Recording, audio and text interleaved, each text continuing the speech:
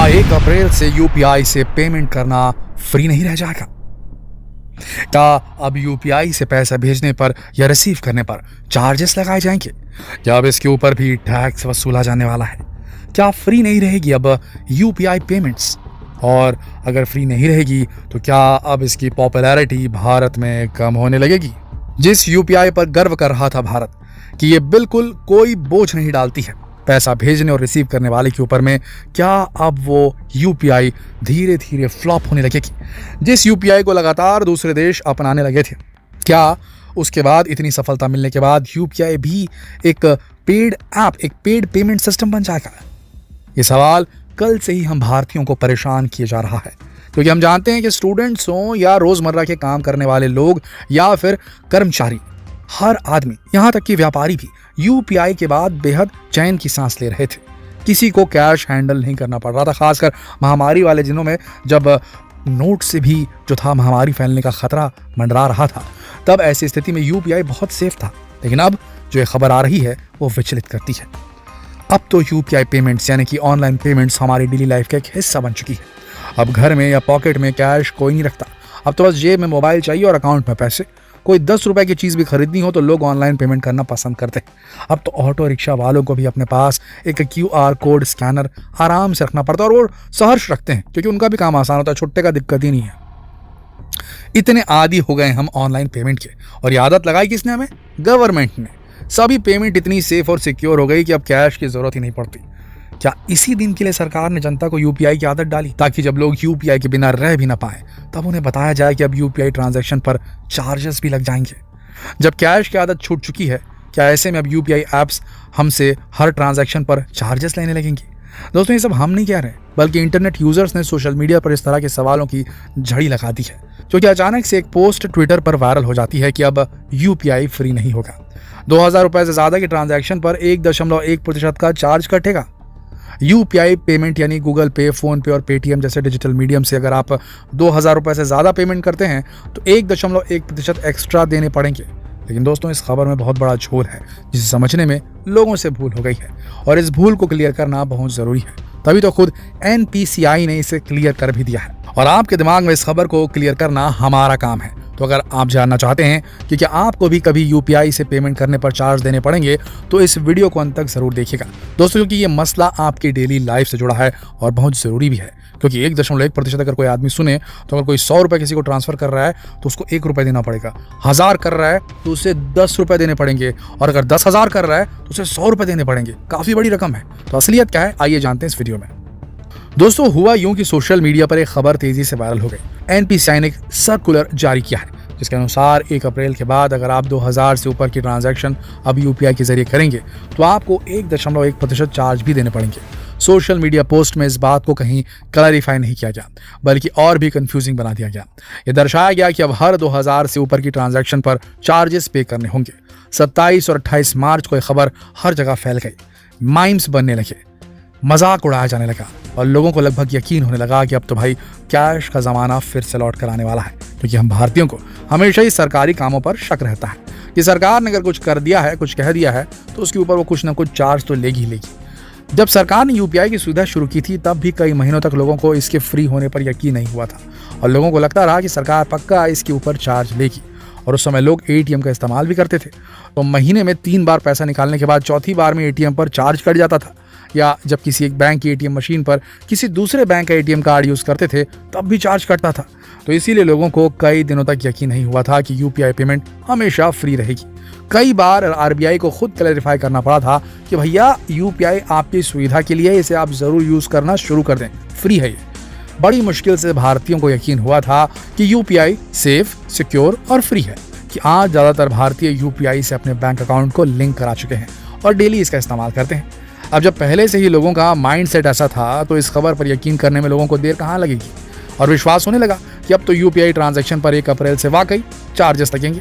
ये खबर इतनी ज़्यादा फैली कि खुद एनपीसीआई को एक क्लैरिफाई करना पड़ा कि ये चार्जेस हर किसी को पे नहीं करने हैं। कस्टमर्स बिल्कुल सेफ हैं। ये नोटिफिकेशन हमने निकाला ज़रूर है, लेकिन ये हर यूपीआई यूज़र के लिए नहीं है, बल्कि ये तो पीपीआई से पेमेंट करने पर लगने वाले चार्जेस हैं। अब ये पीपीआई क्या भला है? अब भी आपके दिमाग में सवाल होगा कि कहीं आप तो इस दायरे में नहीं आते। ये भी हम आपको क्लियर करेंगे। पहले आपको बता दें कि एनपीसीआई का इसमें क्या रोल है, क्योंकि नोटिफिकेशन भी इसी तरीके से आया और क्लैरिफिकेशन भी। यानी कि national payment corporation of India, भारतीय राष्ट्रीय भुगतान निगम, ये भारत में सभी रिटेल पेमेंट सिस्टम के लिए एक अम्ब्रेला ऑर्गेनाइजेशन है जिसे आरबीआई ने ही स्थापित किया है। रिटेल पेमेंट सिस्टम यानी वो तरीके जिनसे रिटेल कस्टमर्स अपनी गुड्स और सर्विसेज के लिए पेमेंट करते हैं। तो यूपीआई भी इसी का एक प्रोडक्ट है। यानी यूपीआई का संचालन एनपीसीआई ही करती है, ऑनलाइन ट्रांजैक्शंस के लिए, रूटिंग के लिए, प्रोसेसिंग के लिए और स्टेटमेंट सर्विसेज के लिए। यही ऑर्गेनाइजेशन प्रोवाइड करती है। अब यूपीआई ट्रांजैक्शन पर चार्जेस किसे देने हैं वो भी सुन लीजिए। दोस्तों, सभी को 2000 रुपए से ज्यादा पेमेंट करने पर 1.1% चार्ज देना है। ये खबर बिल्कुल फेक है। ये चार्जेस असल में मर्चेंट्स को देने हैं, कंज्यूमर्स को नहीं। ये एनपीसीआई ने खुद बताया। कंज्यूमर्स यानी आप और मर्चेंट्स यानी व्यापारी। जब आप मर्चेंट को गुड्स और सर्विसेज के बदले 2000 से ज्यादा की पेमेंट करेंगे पीपीआई के माध्यम से, तो ही ये चार्ज पे करने होंगे। वो भी वो मर्चेंट पे करेगा, यानी कि व्यापारी पे करेगा, कस्टमर नहीं। पीपीआई यानी कि प्रीपेड पेमेंट इंस्ट्रूमेंट्स। दोस्तों, प्रीपेड पेमेंट इंस्ट्रूमेंट का मतलब है कोई ऐसा इंस्ट्रूमेंट जहां आपने पहले से ही पेमेंट की हुई है, लेकिन अभी सामान या सेवाएं खरीदी नहीं है।